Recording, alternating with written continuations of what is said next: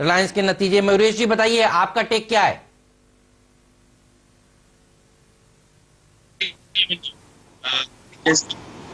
जैसे हम डिस्कस कर रहे थे जी के साथ और यतिन भाई के साथ, जो दो मेन चीजें हैं आई थिंक, जो राइट्स इशू एक किश्तों में करेंगे, जो डेट डीलेवरेजिंग करेगी, जो सऊदी अरामको के साथ डील चल रही है वहां पे आई थिंक जो एक डेट डीलेवरेजिंग होगी, और जो आई थिंक फाइबर एसेट्स और टावर एसेट्स हैं वहां से भी जो पैसे जुड़ाएंगे, अलॉन्ग विद आई थिंक जो जियो प्लेटफॉर्म्स हम देख रहे हैं ऑल्टरनेटिव इन्वेस्टमेंट्स, जैसे माइक्रोसॉफ्ट की इन्वेस्टमेंट्स अगर आ जाती है एट सिमिलर वैल्यूएशन, तो हम जब देख रहे हैं जो डेट डीलेवरेजिंग का पाथ है, I think this is very very clear.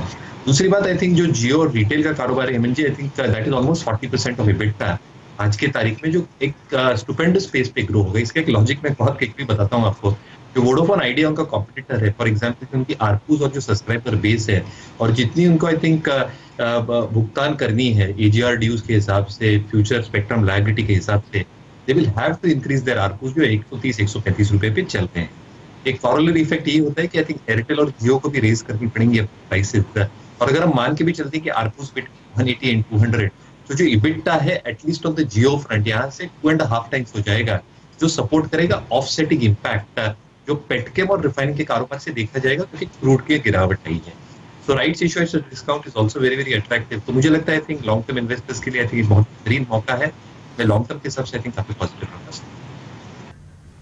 जी हाँ, एक इंटरेस्टिंग बात आपने यतिन जी मेंशन करी कि ये 12.5% प्रीमियम पे है, जो कि फेसबुक का ट्रांजैक्शन आपको थोड़ी देर पहले होते हुए दिखा था अप्रैल 22 को। तो आप देखिए कि लगभग 2 हफ्ते में आपने 12.5% प्रीमियम कमाया है उस कंपनी में जो अभी अनलिस्टेड है और सब्सिडरी है रिलायंस इंडस्ट्रीज की। तो मेरे ख्याल से आज जो आपने वो 100 रुपए वाली बात कही है स्टॉक पर, एक बार मयूरेश जी से और बग्गा साहब से राय ले लेते हैं। सबसे पहले मयूरेश जी, बिल्कुल संक्षिप्त में बताइए कि आपके हिसाब से आज रिलायंस इंडस्ट्रीज के स्टॉक प्राइस पर कितना असर पड़ सकता है, और फिर बग्गा साहब के पास जाएंगे।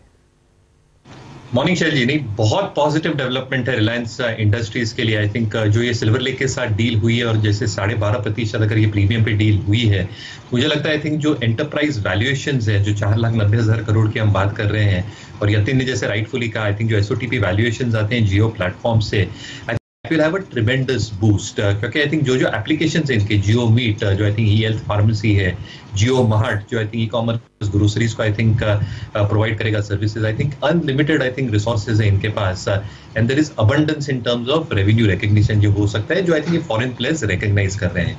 तो very very positive set of news, क्योंकि यही एक प्लेटफॉर्म है जो ऑफसेट करेगा, जैसे मैं पहले भी बता रहा था, इनकी जो डिक्लाइनिंग है पेटकेम और रिफाइनिंग बिजनेस, जो आई थिंक हावी रहेंगे शायद 1-2 क्वार्टर के लिए, but I think this is very very positive for Reliance Industries from a medium to long term perspective. So बहुत पॉजिटिव न्यूज मानता हूं रिलायंस इंडस्ट्रीज कि रिलायंस जियो में एक और इन्वेस्टमेंट हुआ है।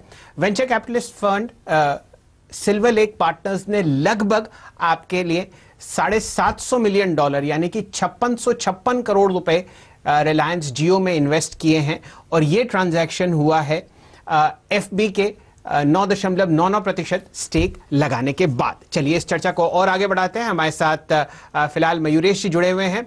मयूरेश जी, आप काफी कैलकुलेशंस कर रहे थे कुछ समय पहले। रिलायंस इंडस्ट्रीज ने कहा कि साल भर के अंतराल में वो कंपनी डेट फ्री हो जाएगी। आपके हिसाब से कौन कौन से ऐसे आंकड़े हैं जो बाजार को फिलहाल देखने चाहिए?